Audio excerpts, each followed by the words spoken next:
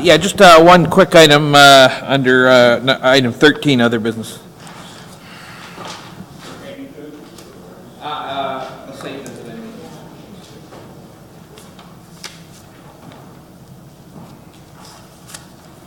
Taking approval agenda. Moved by Member Carney, second by Member Pierce. All those in favor? Opposed? Carried. Anyone know there's no delegation to petitions listed? Anyone with a pecuniary interest, please do so at the appropriate time. Seeking approval of the previous minutes. Moved by Member Miller, second by Member Coleman. Questions or concerns? Seeing none, all those in favor? Opposed? Or approved? Anyone have any business arising from those minutes? Seeing no one, move on. Number 7, public hearings under the Planning Act to receive information from the public. And we're going to talk about 142 West River Road, ZBA 18-MD, and our planner will present. Thank you, Mr. Chairman. The application is for 142 West River Road, and the agent is J.H. Cahoon Engineering. The lands are situated on West River Road and the Watts Pond Road area, situated on the west side of the Grand River. The lands are irregularly shaped. They're 11.5 acres in size, with a depth of, frontage of 134 meters, and irregularly shaped, as you can see. The lands do back onto the Grand River. With regard to the official plan, the current designation is Agriculture and Natural Heritage System, and the intent of those designations is generally agricultural uses with conservation uses and with consultation with the Conservation Authority and the Ministry of Natural Resources. The zoning bylaw, the lands are zoned as both agricultural and natural heritage. With regard to other restrictions, obviously the lands are regulated by the Conservation Area or Conservation Authority. There is woodland vegetation and natural heritage systems along the river as well. So the proposal is to rezone a portion of the subject lands to recognize the historical use of the site for a seasonal campground that consists of 12 campsites. And it's also to permit a tourist-oriented business involving boat excursions and accessory parking. So the site plan, which is a little bit difficult to see, depicted along the river are the campsites, and that would be where the boats are brought in off of the river. Up near West River Road on the west side of the property is where the accessory parking is situated, and you can see the natural heritage line that's situated all the way across that property. So key issues, obviously environmental is one of the main concerns that we have. So are there concerns from the Conservation Authority related to the use within the regulated area? With regard to neighborhood concerns, this application was made as a result of a property standards issue. Staff we're looking at the size of the use as well as the impacts on the adjacent properties. And what is the site going to look like in the future? We're looking at simply the conservation use or commercial uses. Other concerns would be noise, the hours of operation, and any accessory uses such as live or amplified music. So those are the types of concerns that we would look for. So next steps. We're looking for comments to be received from internal and external agencies for further review for discussion between the applicant and staff. We'll prepare a planning report with a formal recommendation, and notices will be circulated with a recommendation report at a later date. And available to answer any questions. Before I turn it over to the committee, for anyone who wants further information, there is a sign-up sheet on the very back desk as I look at it to the left of the entrance. Put your name and address there, and you'll be kept up to date on anything happening on this matter. Turn it over to the committee. Any questions of our planner? Member Miller. Thank you, Mr. Chair, through you to Marcus. Quick question there. How is it currently serviced, and do we know how they plan to service it? Through you, Mr. Chairman, with regards to municipal services, are there municipal services or? Well, I suspect there would be, but is there? I'm guessing not. And if not, is it a communal septic? Is it one well, or do they each have their own? Do we know? Well, through you, Mr. Chairman, I believe the campsites are probably a little bit roughing it. So I would imagine there's probably a septic system for the existing house as well as an existing well, but we could ask that question of the. Yep, I will. Thank you. Anyone else? Is the applicant or representative here would like to make a presentation? Please come forward, state your name and address. Thank you, Mr. Chair. Rob Van Porten, J.H. Cahoon Engineering Limited. Mr. Chair, I'll be extremely brief. As pointed out by the planner, we're seeking a rezoning to recognize historical use of the property. The campgrounds were established in the mid-'80s, I believe 1986, and the tourist boating excursion operation commenced in about 2006. As a brief history, or explanation, the boating business, as I understand it, clients or tourists would park on the site, be shuttled to another location approximately 30 kilometers upstream, and they would drift, paddle, however, back down to this site, get into their cars and obviously depart. Some obviously may camp on the ground if they made those arrangements with the current owner. The application is to seek a rezoning of the agricultural zone to allow the establishment of 12 seasonal campgrounds or camping spaces. The seasonal will be from April 1st to October 31st, which is pretty standard in the county. We're also seeking the recognition of a parking area as explained by the planner.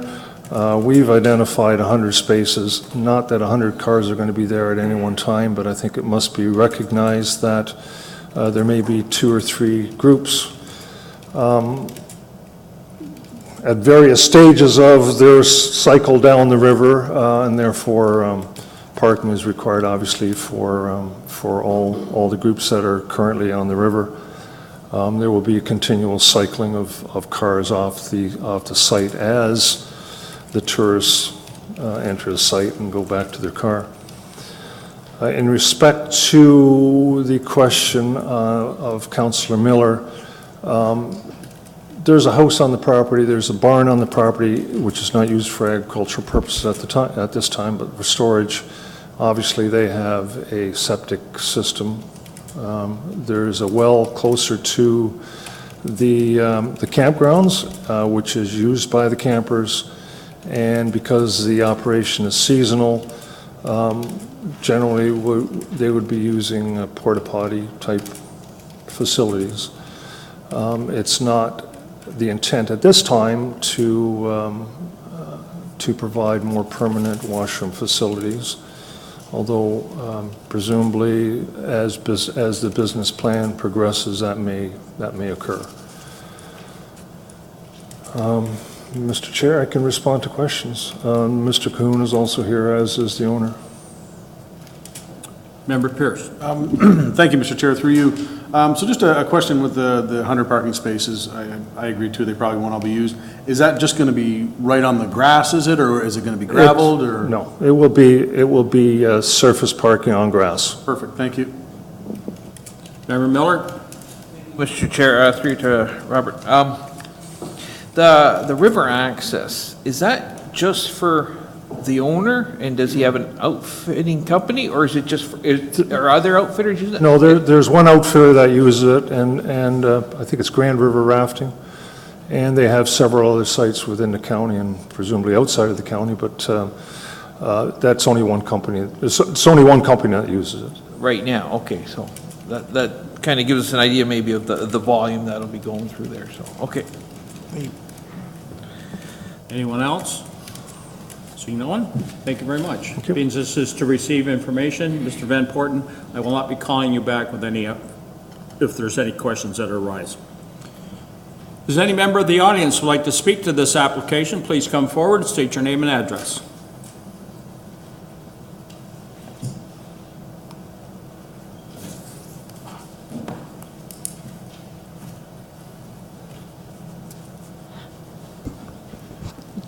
Donna Telfer, 194 West River Road. My concerns are the amount of traffic and the speed of the traffic that the rafting company that currently uses this site travels up the road to whatever their destination. Cars park on the road and the buses load and unload passengers on the road. And they are a danger because there's a dip in the road and you can't see it coming from from town. So that is my main concern. Also, if there's campers, they do tend to walk up the river, and as long as there's no fires. Okay? Thank you. Anyone else in the audience like to speak to this application? I'll ask a second time, is there any member of the audience who would like to speak to this application? Don't be shy. This is the third and final time. Is there any other member of the audience who would like to speak to this application? Seeing none, how would the committee wish to deal with it? Member Coleman. Seeking a seconder, seconded by Member Cardy. All in favor? Opposed? Is carried. This application will come back to this committee at a further time for either be recommended for approval or recommended to be denied. Thank you. Moving on, public hearings under the Planning Act to consider staff recommendations. There are none listed. Consent items to be approved. There are none listed. Consent items to be received. There are none listed. Committee reports. We have one. How does the committee wish to deal with it? Member Pierce. I would move to receive, that's the recommendation is there. Just a second, I'll ask a question of it. Okay. Moved by Member Pierce, second by Member Cardy. Questions, concerns? Member Pierce. Thank you, Mr. Chair, if I could. I know we had spoken of this, I believe it was at community service. I'm just wondering if anything, have you been able to tour it as yet? Do we know, has the committee been able to tour it as yet? I can answer that. If you're referring to the Onondaga Fire Hall site, Yeah. yes. Yeah. Committee was down there, 2 members of staff, 3 members of staff, in fact. Okay, perfect. Member Moore, Member Davidson, and Okay. what's his? Yeah, I know. But there was 3 members of staff there. Okay. And Claire Wamsteker, who represents our building, and every member of our committee was there, plus the mayor. Excellent. Was, if I could add further to that, that's good that you were able to get in there. Was the said crate found? No, we didn't find this crate, Okay. but Thought I forgot, didn't you? we took a fair number of pictures. Yeah. The big round cement piece that has SS number 5, committee recommended that that be removed, and it Claire seemed to think that we could do that and incorporate it into the new building. There was a door inside with glass in it that had the insignia of former Onondaga Township. I recommended that that be saved and put into the new build. And Steve Pinkett went through and listed some other stuff which he was going to forward on to Claire Wamsteker. Perfect, thank you. But it was a good visit. Member Goward, you had your hand up, and then Member Miller. Yes, thank you, Mr. Chairman. Through you to the planner, I thought we already had a policy like this in place from a number of years ago about documenting and photographing and... Through you, Mr. Chairman, I would say it was never formalized. It was always something that was done in practice, and so it's now requested to be a kind of a formalized procedure to be established. to put it in writing.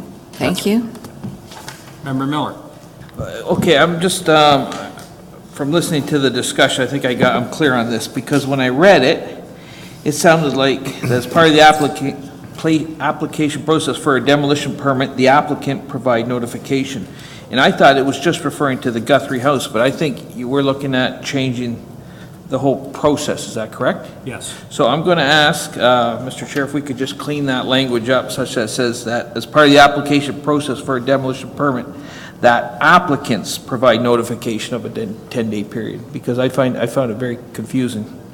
If we could just remove the word "the" with that and maybe make applicants plural. Well, normally, there's only one applicant that applies for a demolition permit. And that's what I thought we're talking about, one specific application, but I think we want to refer to all applications in the future. That's my understanding, so I would ask that we clean that up. Well, Do you want an amendment on the? well, if you'd like to make an amendment, but I'm very happy with the way it is written, because we really discussed this at Heritage Committee. Yes, and I found it extremely confusing, because like I said, I thought it was just for the single applicant.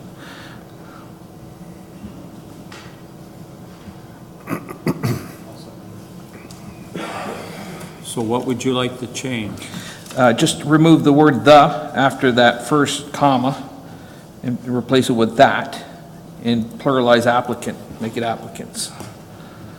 You want to take out "the," and I'm following along here, for a demolition permit, comma, you want to That. remove "the," And replace it with "that," applicants. that applicant. Well, I see no difference personally, but that's... It makes a lot of difference. Mr. Chair, if I could, correct me if I'm wrong here, Councilor Miller, but I think where he's going here is by removing the word "the" and making applicants plural, we can use this going forward for any demolition. So it would state that on an application process for a demolition permit, that applicants provide the 10-day. I think that's where you were going anyway, Councilor. Well, I'm going that way if that's the intent of this recommendation, and still not quite sure that it is. If it is, then we should definitely clean it up. So you want to read me the way you want it read, please? That is part of the application process for a demolition permit, that applicants provide notification of a 10-day period in which county staff, and the rest is the same. So you're just changing one word, "that," and making applicant plural.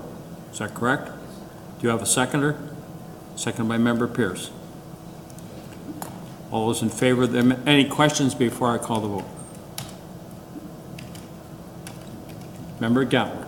In my mind, that makes it clear that this is a policy that we're creating for all demolition permits. Well, it was for all demolition permits anyway, no matter, without the changes. You were at the meeting. Yes, it was. Question? You're finished? I agree with the change. Okay. I think it's better structured as far as the sentence goes. Okay. Anyone else? Member Chambers? I really can't believe we're in the weeds on this one, but to have two "that's" in the same phrase is dangling participle, that should not be there, but I'll go with anything that anybody wants just to get this voted on and approved and moved on, so let's approve whatever we want to approve, I think we all know. Dangling participle or not, we will support the amendment. Anyone else with a question? Seeing none? Do you want a recorded vote? Then I'm going to call the vote. All those in favor of the change? Hold your hands, please. Opposed? It is carried. So I'm going to call the vote with the changes, to approve with the changes. All those in favor? Opposed? It is carried. This will go on to council in the next planning report. to become law. Moving on, staff reports, there are none. Communications, there are none. Other business, Member Miller. Thank you, Mr. Chair. Just several of us were invited to visit a modular septic treatment system run up in Southwold near Talbotville a couple weeks ago. So I took advantage of that. It's made by Nuterra. And if anybody around this table has a chance to visit one of these Nuterra facilities, I strongly encourage you to do so. We might see some of these coming before us in the near future. But what impressed me the most is you could stand outside this facility, which was servicing, I think, 250 to 300 homes at the time, but it could be expanded. And it made, the noise of it, staying outside was no louder than a central air conditioner. And there was no smell at all. So that alone impressed me, never mind the technology, the redundancy, and all that stuff. So again, it was well worth visiting. It's municipally owned, by the way, modular septic system, and yeah, it's worth visiting. So like I say, if anybody around this table has a chance to see one, I strongly encourage you to do so. Anyone have a question of Member Miller on this visit? Seeing none, we'll move on. General Manager's update. General Manager got an update for us? Yes, I have a few things. I'll try to be quick. Just to let you know, so far this year, the building department has issued 126 units for residential. I believe it was within the last week, they issued 45 building permits for the Brookfield subdivision in the north end, and they're putting in some overtime to get them out. I drove through this morning, and you can see the construction happening and footings being poured. So it's starting to begin in the north end anyways. Also, just to let you know, the cost of construction to date for permits that have been submitted is $61 million. The fees that we have collected so far on that is close to $900,000 in building permit fees. With respect to interviews, we've completed interviews for a lot grading technician and development engineering reviewer in the process of making final selections on that. We'll get back to council when or committee when a decision's been made on that. Also, an offer was given and accepted for the front counter receptionist in the Paris office, so it's been accepted. The person will be starting on May 28th, and her name's Nicole Campbell.